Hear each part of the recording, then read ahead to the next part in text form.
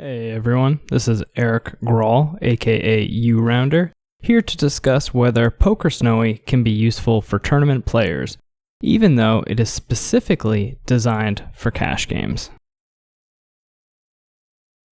Here is a Venn diagram I made comparing decision factors of cash games and tournaments. As you can see, not every facet of poker is included here. But when making optimal decisions in poker, these are some of the considerations that go into every decision at the table.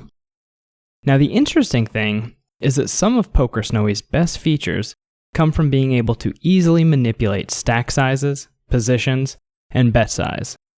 You can also easily simulate different blind levels. What this means is that despite PokerSnowie being designed for cash games, there is a lot we can apply to tournament poker as well. So, where can we best apply Snowie to tournaments? Looking at our diagram, we see that ICM and the money bubble are the considerations not currently covered by PokerSnowie software.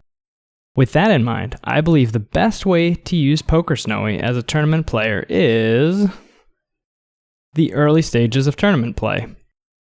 In the early stages of a tournament, ICM has a much lower impact, you are far from the money bubble, you must deal with various stack sizes and bet sizes, and position is still very important, no matter what stage you're in. Additional reasons to master the early game. Every tournament you play, you are involved with the early game.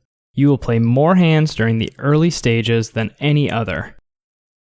The better you play early, the better set you are for the rest of the tournament. You need to understand these aspects of the game on a fundamental level to incorporate more advanced concepts like ICM.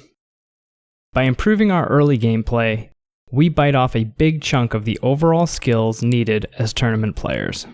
Pre-flop study. Here is a simple yet effective example of how we can use Snowie to analyze play that is much more common in tournaments than cash games. Comparing pre-flop strategies based on varying stack sizes. 100 big blinds deep. In our 100 big blinds deep example, we see the exact same strategy used as a 100 big blind cash game. But stack sizes are almost never consistent like this in tournaments because there are no rebuys. We need to study for that as well. How would we adjust for having just 22 big blinds in our stack in the cutoff? We can see that as our stack gets shorter, we need to decrease our bet size in order to stay aggressive. If we don't, our range is too weak to defend because we lack the implied odds to continue.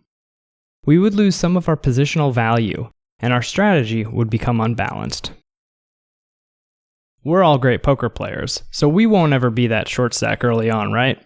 Well, we almost certainly will, but we can also use a scenario like this to study the best defense strategies from the blinds and button.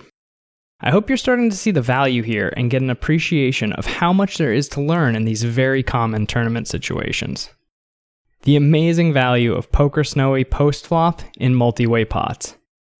There is no other GTO-based software that I know of that handles multi-way pots better than PokerSnowie.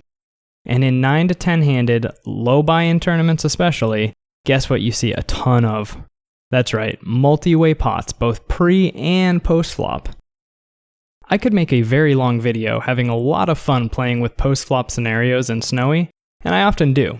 However, my goal here is to quickly show you the value you can get from PokerSnowie even in tournament scenarios. Getting aggressive with that short stack? Here, we are in the cutoff with 10 big blinds against 2 opponents who have us covered. In this spot, I think most cash game players would automatically think this is a check back 100% of the time. But Snowie likes to bet half the time. What we can learn from this is that when our stack is short and we don't have a lot of room to move post-flop, it may be best to bet fold and not put ourselves in a position where pot odds force us to stack off on later streets with a weak hand. Let's just make sure we were right about that first statement. Let's look at a 100 big blind situation and double check our assumptions. In the software, this is all done in a matter of seconds. allowing you to really tinker with the situations in order to learn about these challenging spots. As we can see, by changing the stack size, we change our frequency. I find mixed strategy situations like this very helpful for understanding what factors should influence our decisions. Let's change things up again. Let's look at a different board. Now we have top pair, but there is a diamond flush draw possible. Even though our hand got relatively stronger, we actually want to play more passively. Our opponents are now going to be able to raise more aggressively, and by checking, we can call down much more easily after seeing the turn card. Would we play any different with a full stack? Let's take a look. Now that we are deeper, we won't be forced to call against very aggressive play. Snowie therefore plays much more straightforward and looks to get value from flush draws, knowing that we are deep enough to get away from bad turn and river cards.